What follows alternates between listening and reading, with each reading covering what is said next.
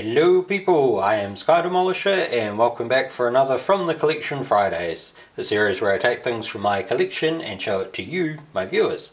And this week it is the Tool Opiate2 collectible Blu-Ray and book. Probably the best way of putting it. This was a gift from a friend that I caught up with recently. She got it for me for my birthday. But I've been busy with the house stuff, so we haven't been able to catch up. So the first chance we had to catch up, she got it to me, and now I'm showing it to you.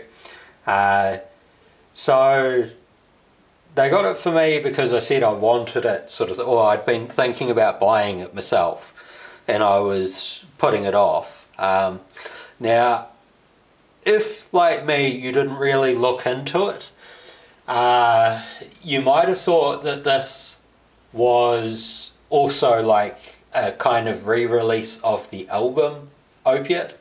And that's kind of what I thought. Like, I thought there was an album and a Blu-ray thing in this. But actually it's just the book and the Blu-ray. There's no album with it, which is fine, you know. But of course, like, at the price that they asked for this, in a way it kind of would have been cool to have the album as well, even if it was like a digital download of the album. If you're like a Tool mega fan, I doubt you're actually going to care, because, you know, you're just going to love it anyway. But yeah, like, I own the original like Opiate album on EP on CD and stuff, but yeah. I won't have a link below to places that you can get it, but I can tell you that I know that Mighty Ape and JB HIFI in New Zealand still stock it. So if you want a copy, you can go to one of their websites or stores, whichever, and see if you can get a copy there. So yeah, I haven't kept the plastic or anything around it. So basically it's much like the Fair Inoculum book, which is one of the reasons why I wanted it. You know, so you've got a cool cover on the side. You've got that Tool Opiate2, and then on the back, you know, more interesting images. Open it up, you've got the Tool Opiate2. Now I know that that's going to be kind of difficult to see stuff because of, you know, the overhead lights and all that, and the light from behind me. But you get basically like stills from the video. Now I'm pretty sure you can find the video on YouTube and stuff, so having like the Blu-ray version of it probably won't matter to too many people, but it's always nice to own physical media sort of thing and just play it whenever you want to play it. I think, don't quote me on it, but I think that the video is a combination of both like physical models and like computer generated stuff. So, you know, like, virtually all of this is just stills from the video. And the video itself is very cool. You know, the video plays like I think it's a re-recorded version of Opiate, which is the version that they play at concerts, compared to what was on the original album, sort of thing. So yeah, I'll skip ahead.